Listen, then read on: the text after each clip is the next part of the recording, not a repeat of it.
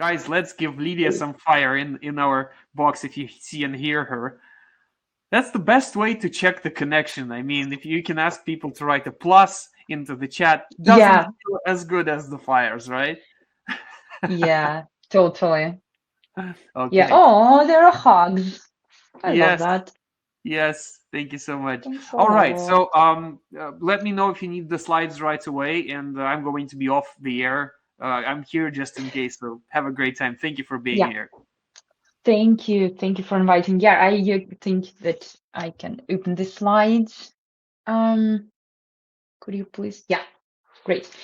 So hi everybody. It's really hard to speak when I don't see you, but I hope that I will have this connection with you through the chat. And today I'm going to talk to you about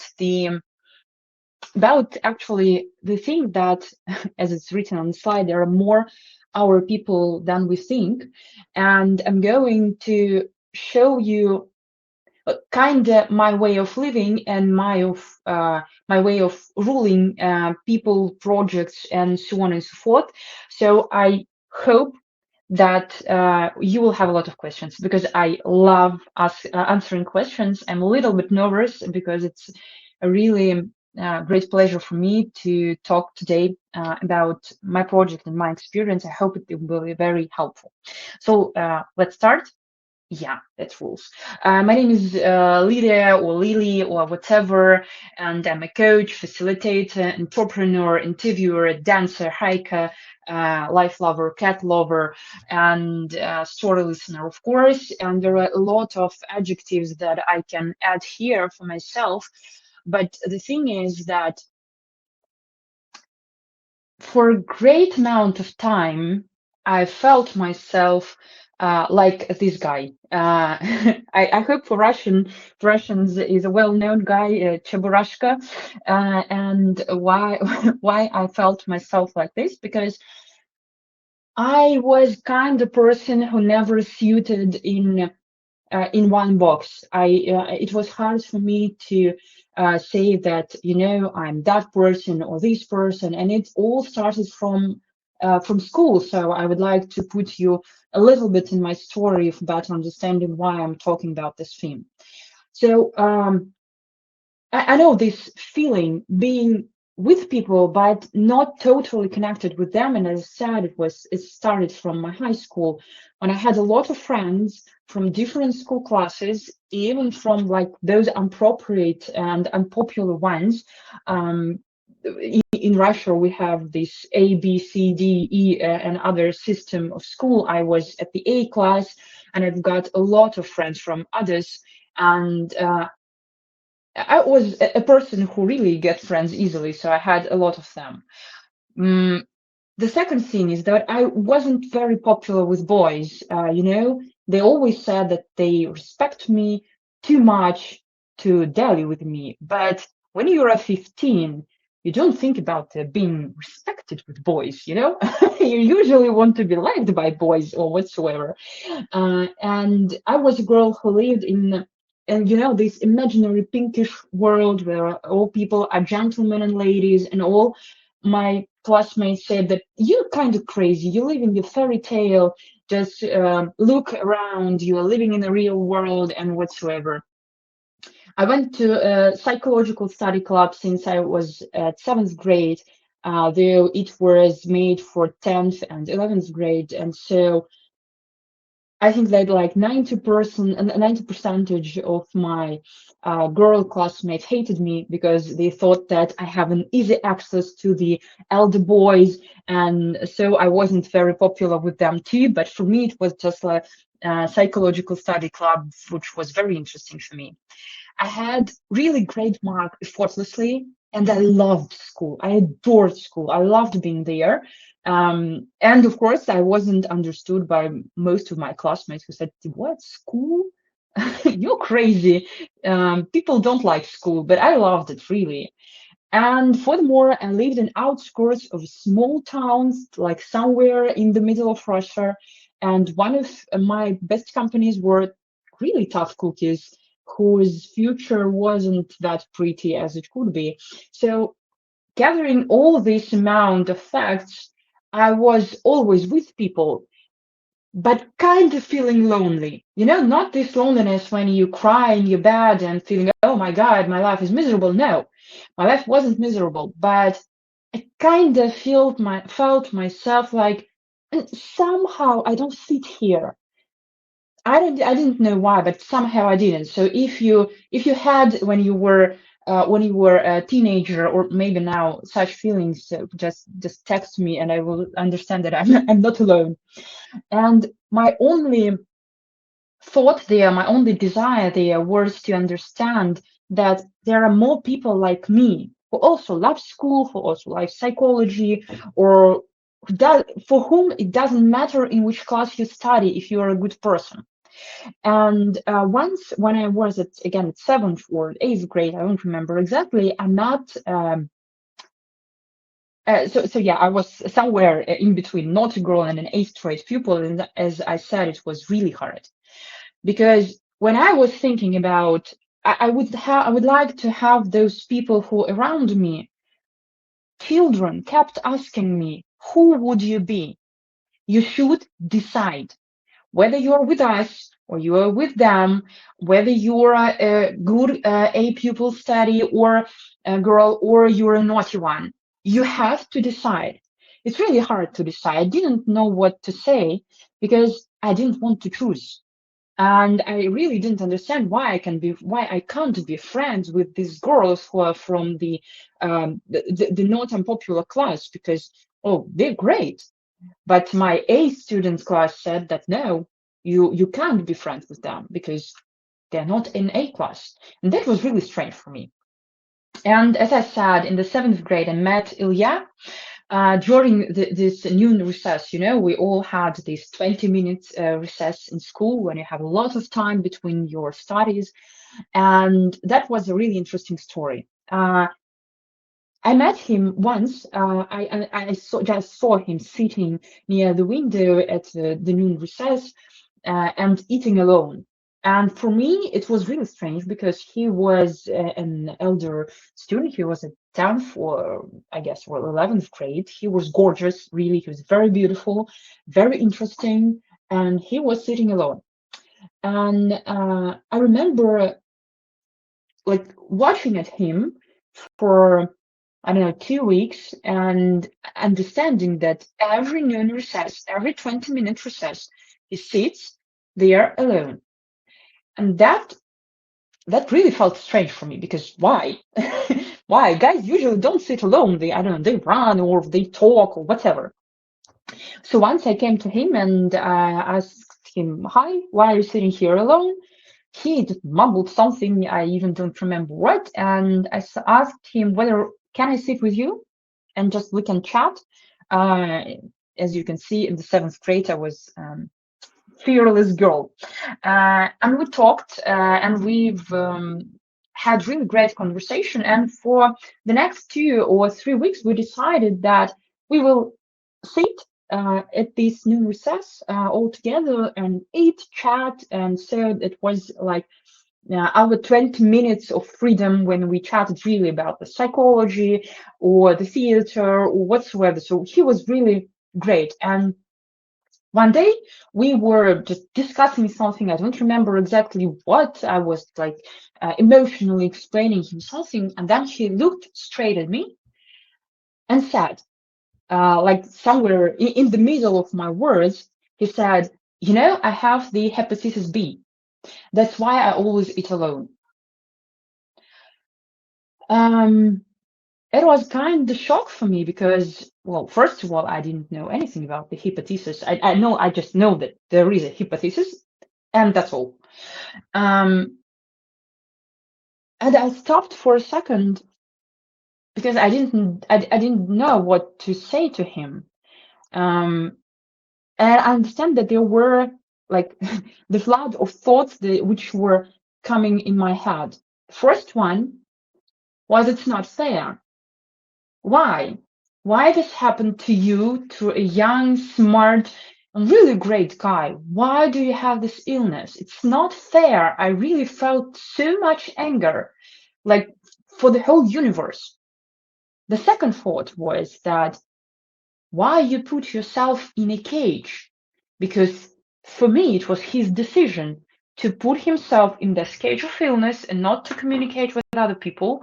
And I have had that fear and that anger across him because you are a victim, you victimize yourself. And I was really angry at him. Then I thought that, well, you might feel so lonely because you're sitting here and I know like for several months you're eating alone and it must be very lonely. And the final thought that I had, it's like, I'm saying these thoughts really emotionally, but I guess that there were 5 seconds when I get all these thoughts. And the second thought was that this doesn't change anything for me. I know you for several weeks. You're a great guy. Okay, you have this illness, but for me, it's nothing. I know you're perfect. And this thought that this doesn't change anything for me actually turned, and as I understand right now, turned my whole world around. Because when I get this last thought, I said that I'm sorry for this happened to you. Do you want to tell me more?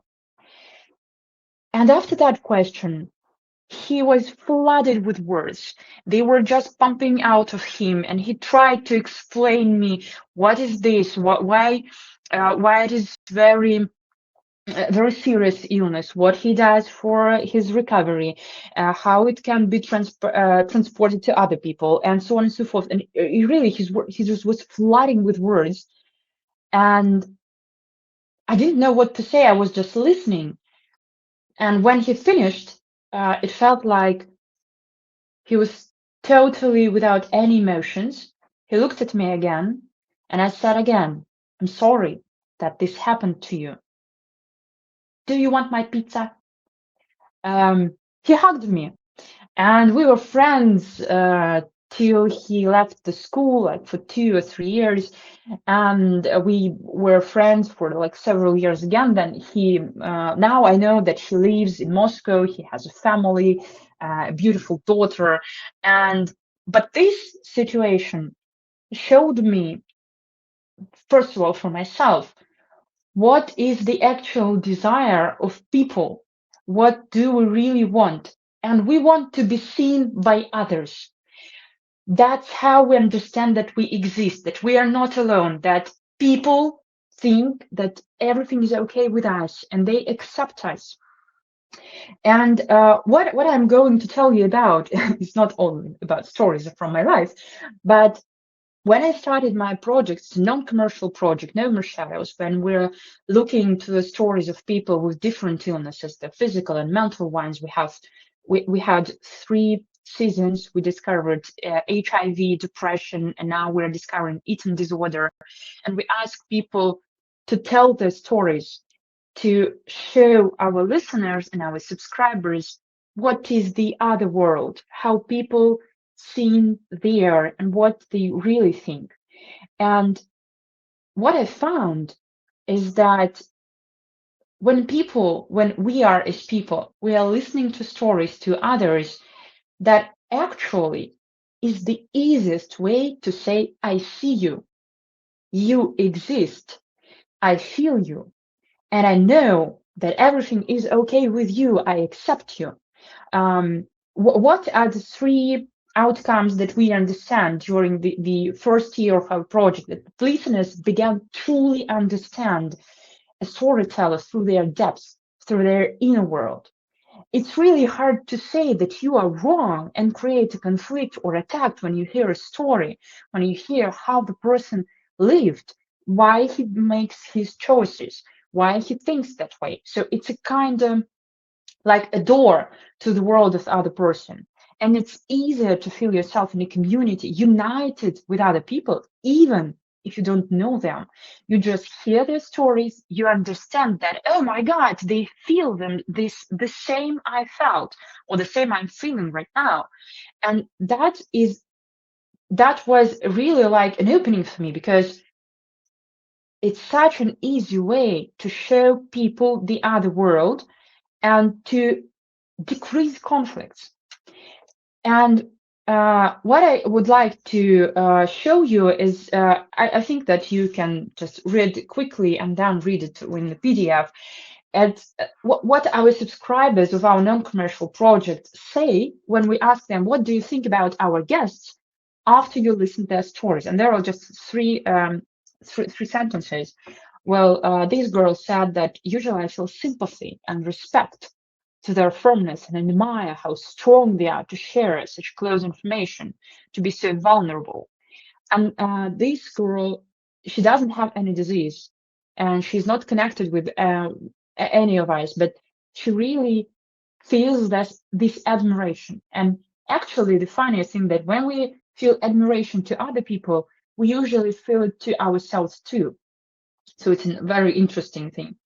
This is a much longer quotation, but I just highlighted the words that I think that they truly are. This is the girl that had the depression, and now she's in a remission. And she said that it was really important for her to listen to the stories of people who have lived through different stages of the struggle with this illness. That all stories are resonated with her, and the most strongest thing for me was that no matter what anyone says about the therapeutic nature of outside support, I am truly grateful to my friends who supported me through and through, and their stories can't be compared to the account of a person who only lived the experience. So when we understand that the person, like, I don't know, in America or Africa, Asia, whatsoever, just like in our place, there there is a person on our planet who had the same experience. We don't feel ourselves alone. And that is great. And the most strongest outcome of our project and of the story listening healing process, I said that one of our listeners decided to open her HIV status due to one episode. There was a pair who lives with the open HIV status, and that's actually a great step for her. And actually, I think it's a very great step for society, because when you hear that somebody can live with this, they had the power, people start think that they also can do this. Because when we have this, that if he can do, if she or he does this thing, maybe I also have this power. And that's connection, that's light line is the thing that helps us to understand our own strengths and to feel that we're not alone. Because loneliness is the is actually dangerous. That is what I understood. And through stories, we help people see their people, like through the shadow of illness or distance or any masks or any, I don't know, spheres you're walking to, and so on and so forth. And now I listen to people's stories as a coach, facilitator, interviewer in many, many spheres. And I would like to share my experience and to share some points which I think would be useful for you, whatever you're doing. What either you're an entrepreneur, a manager, or mother, a father, a sister, brother, whatever, just a stranger to whom once want to talk to. And there is going to be two points of views, soft, as I called it, or humane part, and hardly business one, because I'm an entrepreneur and I think that it is very useful to get everything we do into our business world, because through the business we can influence people, and people then can come back to their families and be kinder to their children if they are kindly treated at work. So what I've understood, and when I said that people feel themselves lonely, because most of the time we're like astronauts in spacesuits in the middle of nowhere. We're just flying and trying to do our stuff, trying to connect things and so on and so forth. And actually, it's dangerous. And why it's dangerous? Because when people feel lonely deep inside, they feel a lot of stress. background anxiety and fear, and this affects how we communicate. They feel like they have to fight for their right to do important things and to exist. They have tunnel vision and think mostly about safety, not creation, and they forget how to dream big. And this is dangerous, not only for life, but for business too, because they have less energy to do tasks and more to create conflicts. Because even if we feel lonely, we feel that we have to fight. And so we have energy to fight for ourselves and not for being in calmness. Communications become complicated, cloudy, and sometimes really furious. And the last but not least, that they have less creativity and breakthrough ideas. It's hard to progress in any sphere. It's hard to educate your people when they feel stressful. So I can say that loneliness actually affects not only lives but businesses too.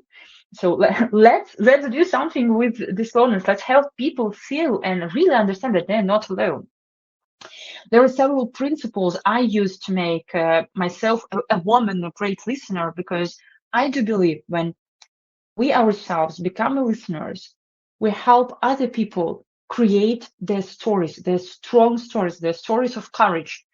We help them to relieve everything they have, to really see their own story and to understand that it's okay. Nothing happens. They're just stories. And that stories are helpful. Well, first of all, what I would like to say that we can be responsible only for our part of story listening. And this is three types. What I saw is how you listen, what questions do you ask, and how you create and maintain deep contact. And the storyteller, they are responsible for their emotions and their stories. So if we put our attention into listening, questions, and contact, I think that everything is going to be smoother. What about listening? I always say, listen as a great grandma. Be curious but not pressing. When you are a great grandma, you love your children. You don't expect them to be astronauts, great businessmen, or whatsoever, because you usually don't understand all these words. You are just a great grandma who loves their great grandsons and great daughters. So try to put yourself like a great grandma or a great grandpa position. So ask questions, be very polite. Try not to push person to tell you everything, but be curious, be really open to anything he wants or she wants to tell you. Then they feel themselves safe and they will tell you more. Be naked and clear with your own emotions. If you feel fear, say you feel fear. If you feel anger, say that you feel anger, but not to the storyteller. You just feel it. Because, people are usually, well, I think, we usually know what our partner feels.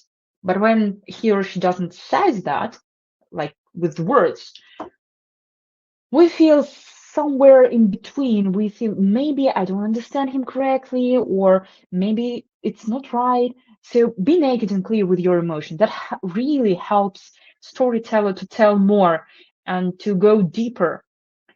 Listen all words, emotions, mimic, and gestures, because words are just words, and more interesting what is behind them. And listen to yourself. What are you saying? What are you feeling? What is your mimic and what's your gesture? Because always remember that partner also looks at you. What is going on with you? And when we have this feedback to another person, they understand that we are really listening to them because we feel something. Usually, it's hard for people to tell stories that are very emotional. So our feedback is like a mirror who is saying that everything is okay.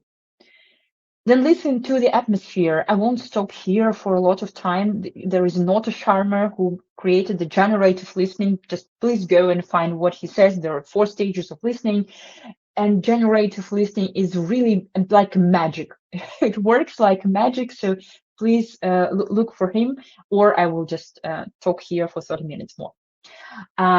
Then ask useful and caring questions. Ask not only to get the answer, but to create right atmosphere. What I'm talking about. When I work with my team, because I have a team on the non-commercial project and my commercial ones, and if I ask them to tell me some stories about whatever, I always take in mind that I want to create atmosphere of, I don't know, happiness, or care, or I don't know, courage, and so on and so forth. So we should ask such questions which not only will tell us what people felt or what happened, but to help them get to end up the conversation on the right mood. What I'm talking about, it's remember about the goal. For example, if I ask my team about their stories when they felt themselves strong, I will always had this question: what strengths did you find in here? Because when a storyteller tells the story, he or she doesn't think about the actual question that we asked. They just deep down in their stories and they just tell the story. And it's our responsibility as a story listener to guide them with the questions. And if we want to make the atmosphere of that the person is strong, we should ask about his strengths, or we should say that you're so strong in that story. So people will see this in their stories, not only their pain, but how strong they are, how soft they are, I don't know, how caring they are, or whatsoever. So always focus on the goal of listening, and always ask these questions who carefully brings your storyteller to a goal. Ask the third question in a row. What I meant by this, write the first question and then ask yourself, what I really want to know asking this question. Write the answer. Ask the correct question again to this information. Ask yourself, what I really want to know. And this is going to be the third question. You should ask this third question because it's really the essence what you want to know. And sometimes it's easier for people answer straight question than going round and round trying to understand what exactly are you asking me about. So ask the third question. Think about deep questions that help people to tell immediately what is deep inside. But of course, be careful because we remember that we should think of the atmosphere. And be a willow, not an oak. What I'm saying, if you one day just saw the willow, you will see that. Yeah, I'm. Thanks, Tom. It's the end.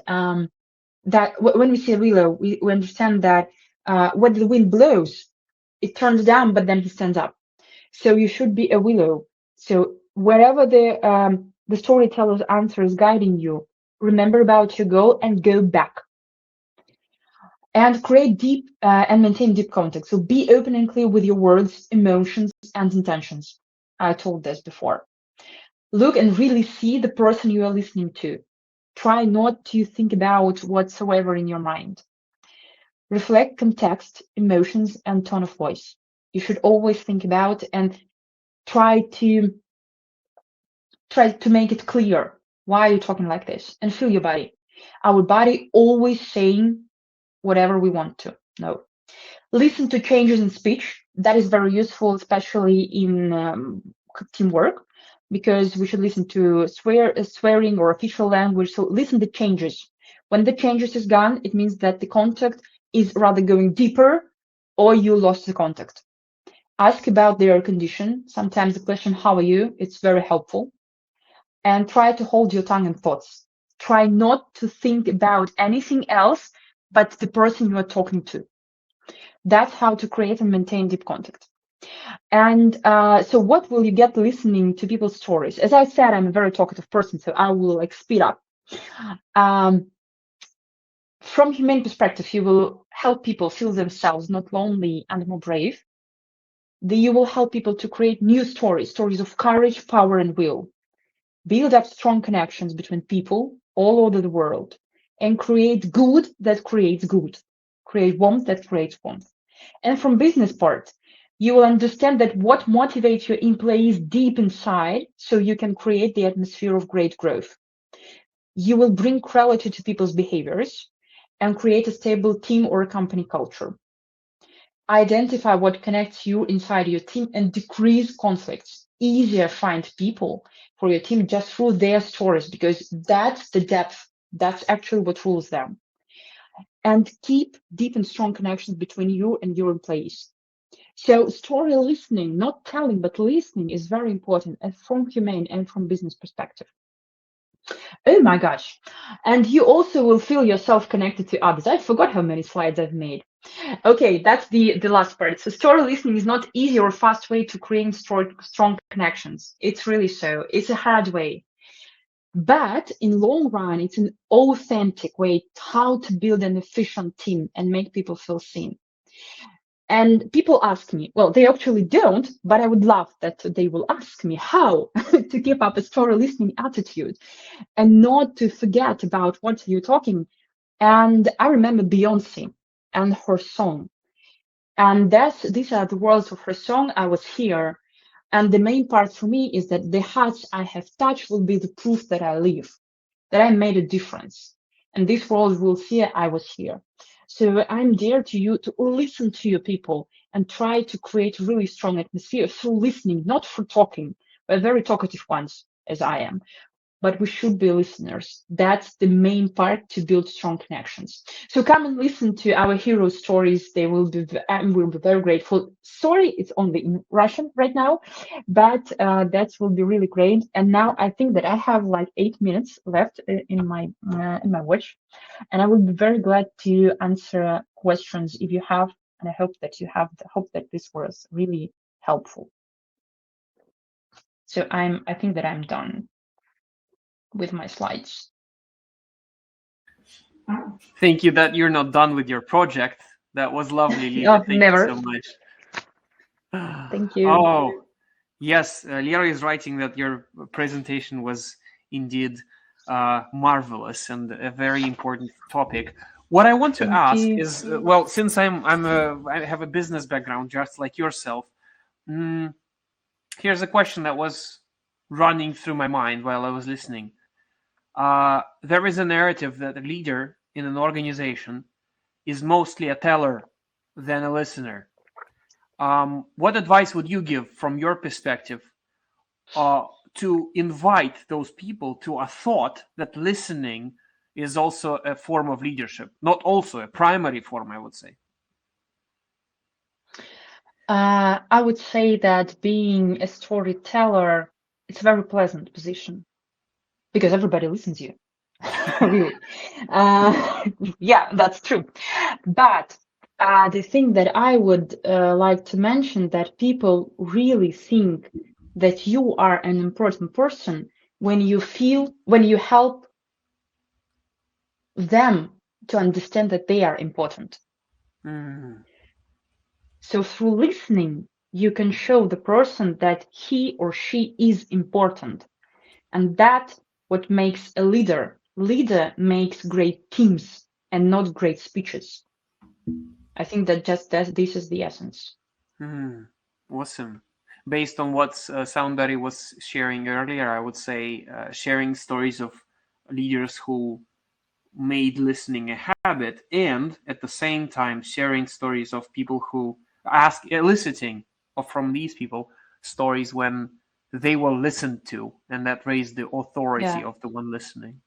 We have one more from Alexandra. What if I am a good story listener, but it's difficult for me to tell my story? Good one. I would like to ask, why you need to tell a story. So what is the reason why you need to tell the story? Right. And if you're a good listener and you're not a bright storyteller right now, I would say that there is a tricky advice. Find a good story listener and you will become a great storyteller. Because actually, That's true. That's true. Yeah, We become great storytellers when we have great story listeners. That's just the reason. So I think that this can help you, and just practice and practice. that is Uh, true. that That is that's like true. We have one less magic speaker. We have one speaker answer. in the afternoon, Murray Nossel. He always says there is a reciprocity between the quality of listening and the quality of telling. So I totally agree with your thesis. We have one Yeah. more from Olga. How do you listen to employees' stories? How much time does it take? And uh, doesn't it um, doesn't it make you closer than necessary between yourselves? Yeah. Um, I think that answering these questions, I'm like acting a naughty girl. Uh, because I would like to ask what is the essence of mm, more than it's needed? More than it's needed for what? Because well, let's be serious, yeah. We don't chit-chatting with our employees just for we have some time. Let's chit-chat with no reason. Okay, that's great, but actually we're not paid this money for that. And if we're talking of business, I would advise to first of all to understand why what is the reason? What for do you need to get closer to people? It's the first reason. And the second is I just feel like the second question about this question is that um like what are you afraid of being so close to people? Mm, What is the fear of being so close? Maybe you're afraid that they, I don't know, can manipulate you whatsoever. Okay, that could be. People are different ones and very beautiful kinds. So if you're afraid of that, just think about manipulation, how you can avoid it. But the question that will help, I think that just ask yourself, why do you need to be close to people, and why are you afraid of being so close? And when you have these two answers, I think that you will understand the time you could spend because there is no rule like 5 minutes mm, is okay, six is not okay whatsoever. It depends on you. What you decide, that is okay yeah, because you are a story listener. You ruling this process. yeah. If you have 5 minute time, so that you have 5 minutes. You cannot listen more. I would I would actually add on to that. I recently read a book which is called Humble Inquiry by Peter Shane. And what I like about this book is that it has several levels of relationships. Sorry, Edgar Shane, not Peter. Peter, that's the son. And that's they say that mostly we exist on one-on-one level, transactional level of relationships. Then there's the second level where there is reciprocity, feelings, etc. And then the third level of family-like relationships. So Mm-hmm. what I believe, what I suppose, I'm not sure, but what it is meaning, we shouldn't be aiming for the third level, but moving to the second one is a great idea. And Lily just made lots of great comments on this. Um, okay, we have time for one more question, and this one is from Inga. What if people do want to tell stories, but at the same time are afraid to be seen? A lovely question. I try not to swear here. This happens. This is life. And what I think that the question is what to do. I Yeah. always say try not to pull and push people. Try uh, to show them that you have this opportunity, and try help people to decide whether they want to tell you the story or not. Just when you create the atmosphere, they will choose, and when they choose, that's okay. Whenever they what they choose, that's okay. It's their life. So what we can do is just to um, make a suggestion and then see what to see. That it's not your fault that people don't open to you. They just Yeah, don't want to. That's okay. perfect. Lilia, we have one more question in the chat, but I would ask you to stay and answer to Yulia if we might. And just Yeah, as a sure. tradition, I would like you to answer this question I have for every speaker. So you've Yeah. probably heard it, but let me repeat it. A lighthouse can show us where the danger is, but a chain of lighthouse can guide us through the dark and dangerous waters. What story would you like more people to tell nowadays, so we can create this chain of lighthouses for people around us? I would like to hear more stories about how people were treated kindly, unexpectedly kindly, and what they decided to do next as an answer to this kindness. Because I think that what we talk, that we create. And if we talk about kindness, we create kindness. Yeah, that is so true. Guys, let's give Lilia all our fires. Beautiful talk, beautiful answers. Thank you so much for your pure experience. Yeah, thank you. And I will answer to Julia in the chat. So Julia, I will just text you. Thanks a lot. I hope that was helpful. Yeah, it is, and please feel free to check out Lilia's podcast, No More Shadows. It is very intimate and very deep in stories. And we will be moving to our final speaker of this morning part.